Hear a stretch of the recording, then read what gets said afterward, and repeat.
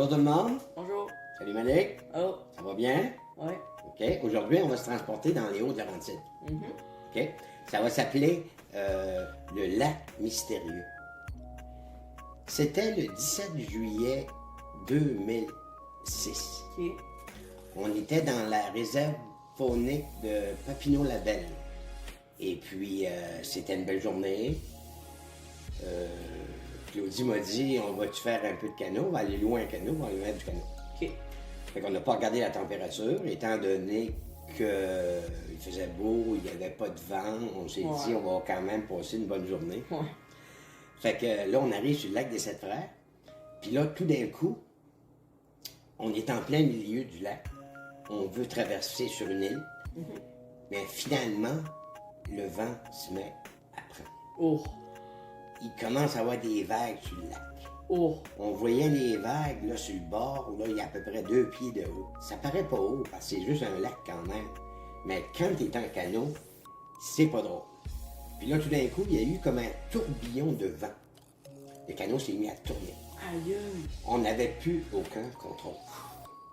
Là, on était en panique, tous les deux. On ramait d'un bord, rame de l'autre, mais il n'y a rien qui marchait. Là, on était en train de capoter. Ouais. Le lac des Sept Frères, c'est un lac qui est très creux. Il est considéré comme ça. Puis là, on a essayé de se replacer. On voulait vraiment s'en aller vers le bord. Mais je pense que ça a duré à peu près 20 minutes environ. Mais ce qu'il y avait le plus drôle dans tout ça, c'est que les feuilles ne bougeaient pas.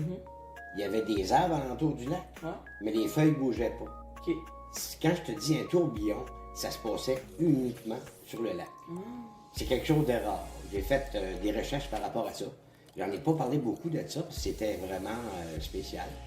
Et puis là, tout d'un coup, le vent s'est arrêté tranquillement. Puis là, on était à moitié mort. On à force de ramer, puis de ramer. On avait les 2 pieds déjà aimés. Puis là, quand on est arrivé sur le bord, on a débarqué tous les deux, mais on a tombé à genoux. Plus de jambes. Plus de jambes pantoute. C'est un phénomène que ça arrive pas souvent. Il paraîtrait que c'est à cause de l'adrénaline. L'adrénaline, Vous êtes c'est-à-dire... capable de marcher? On pouvait plus marcher, les jambes, c'était comme de la guenille. OK. Claudie aussi. Puis là, j'ai dit, c'est quoi qui se passe? Je comprends pas. Moi, j'avais peur. Là. Moi, je me disais, peut-être qu'on ne pourra plus jamais marcher. Étant donné qu'on ne pouvait pas se lever debout. Là, Claudie avait écouté une émission à un moment donné sur les sports extrêmes.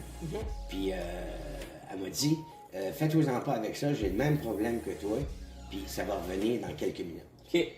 Puis comme de fait, c'est revenu dans quelques minutes. Ouais. Et puis là, j'étais traumatisé. Je comprends. J'ai dit à Claudie, moi, je m'en vais au campement, puis et j'ai pas le goût de faire du canot à soir. Ouais. Mais elle m'a quand même demandé, Claudie, d'aller faire du canot après le souper. J'ai dit non. J'ai dit non, moi, je peux pas. Non, je peux pas. Je suis même pas revenu encore de la situation. Et puis, j'ai pas fait de canot depuis ce temps-là. Claudie m'a demandé souvent de faire du canot, mais c'est comme si j'entendais pas, je devenais tout à fait, tout d'un coup, sourd. Fait que cette histoire va se terminer comme ceci. Encore une fois, c'était pas tellement drôle, mais on comprend pas pourquoi, par exemple, que le vent était uniquement sur le lac des Sept Frères. Fait que ce lac-là, on n'est jamais retourné non plus. Fait que ça se termine comme ceci. Et puis, regardez ça attentivement. Bye bye. Au revoir, à la prochaine. À la prochaine.